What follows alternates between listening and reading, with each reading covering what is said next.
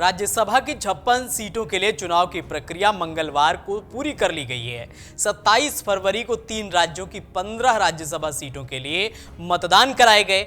इनमें उत्तर प्रदेश, कर्नाटक और हिमाचल प्रदेश शामिल हैं। उत्तर प्रदेश में सबसे ज्यादा 10 सीटों के लिए, कर्नाटक की 4 और हिमाचल प्रदेश की 1 सीट के लिए चुनाव हुए। क्रॉस वोटिंग के चलते भाजपा को हिमाचल और उत्तर प्रदेश में एक सीट का फायदा हुआ है। 12 राज्यों से 41 उम्मीदवार पहले ही राज्यसभा के लिए निर्विरोध निर्वाचित हो चुके हैं। इनमें भाजपा अध्यक्ष जेपी नड्डा से लेकर कांग्रेस की पूर्व अध्यक्ष सोनिया गांधी तक शामिल हैं। आइए अब जानते हैं कि चुनाव के बाद राज्यसभा में किस दल की स्थिति में क्या बदलाव आया है, किन पार्टियों की सीट में इजाफा हुआ है और कौन नुकसान में रहा है।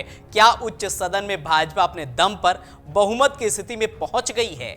15 राज्यों की 56 राज्यसभा सीटों पर चुनाव की प्रक्रिया अब खत्म हो चुकी है। इनमें से 13 राज्यों की 50 सीटों पर मौजूदा सांसदों का कार्यकाल 2 अप्रैल को खत्म हो रहा है। वहीं 2 राज्यों से जुड़े 5 सांसदों का कार्यकाल 3 अप्रैल को समाप्त हो रहा है, जबकि राजस्थान से राज्यसभा सांसद किरोड़ी लाल मीणा का कार्यकाल भी 3 अप्रैल को समाप्त होना था, लेकिन मीणा पहले ही इस्तीफा दे चुके हैं। इन्हीं के लिए चुनाव कराए गए। 15 फरवरी को नामांकन प्रक्रिया समाप्त हो गई थी। वहीं 16 फरवरी को नामांकन पत्रों की जांच के बाद यह साफ हो गया कि 3 राज्यों में मतदान होगा और 12 राज्यों से 41 उम्मीदवार निर्विरोध राज्यसभा पहुंचेंगे।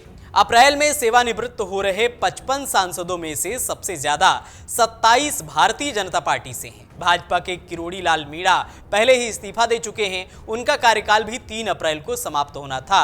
इस तरह कुल 28 सीटें भाजपा के पास थीं। सेवानिवृत्त हो रहे 10 सांसद कांग्रेस, 4 टीएमसी, 3 बीआरएस, 2 आरजेडी, जेडीयू, बीजद और 1 सपा, एनसीपी, शिवसेना, वाईएसआरसीपी और टीडीपी के हैं।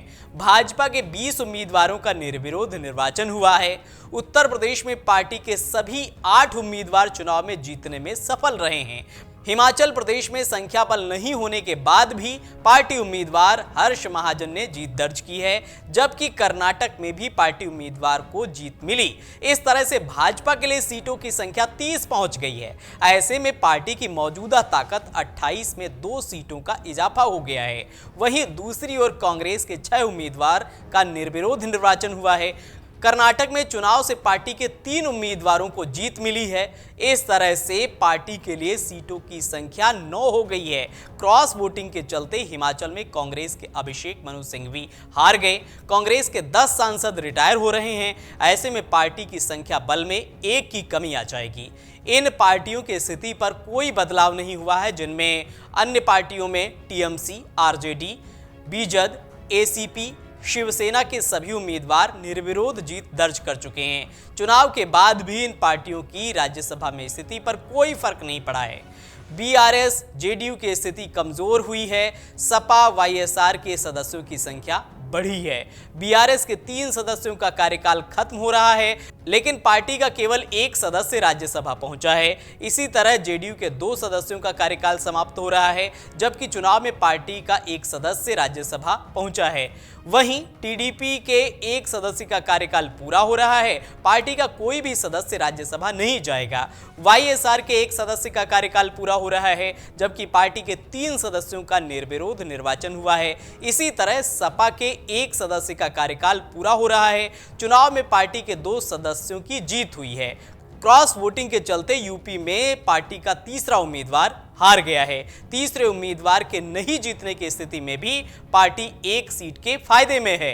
हालिया चुनाव से केंद्र की सत्ताधारी भाजपा को राज्यसभा में फायदा हुआ है। 56 राज्यसभा सीटों में से पार्टी ने 30 सीटें जीती हैं, जिनमें से 20 निर्विरोध जीते, जबकि 10 उम्मीदवार चुनाव के जरिए जीते हैं। 27 फरवरी यानी कि मतदान के दिन तक भाजपा के राज्यसभा सांसद 93 थे, जो अब बढ़कर 95 हो गए हैं। सदन में भाजपा को रालोद के जयंत चौधरी, आरपीआई के रामदास अठावले, जनता दल सेक्युलर के एचडी देवगौड़ा, असम गण परिषद के वीरेंद्र प्रसाद वैश्य, टीएमसी मूपनार के जीके वासन, यूपीपीएल के राघवार नारजारी, एनसीपी के डॉक्टर वान वेई रॉय खरलुखी, शिवसेना के मिलिंद देवड़ा, एनसीपी अजित पवार गुट के प्रफुल्ल पटेल और पीएमके के अंबुमणि रामदास का भी समर्थन हासिल है। भाजपा की सहयोगी जेडीयू के अभी 5 राज्यसभा सदस्य हैं, इनकी संख्या घटकर 4 रह जाएगी। इस तरह सहयोगी दलों के कुल 14 सदस्यों का समर्थन भी भाजपा के पास है।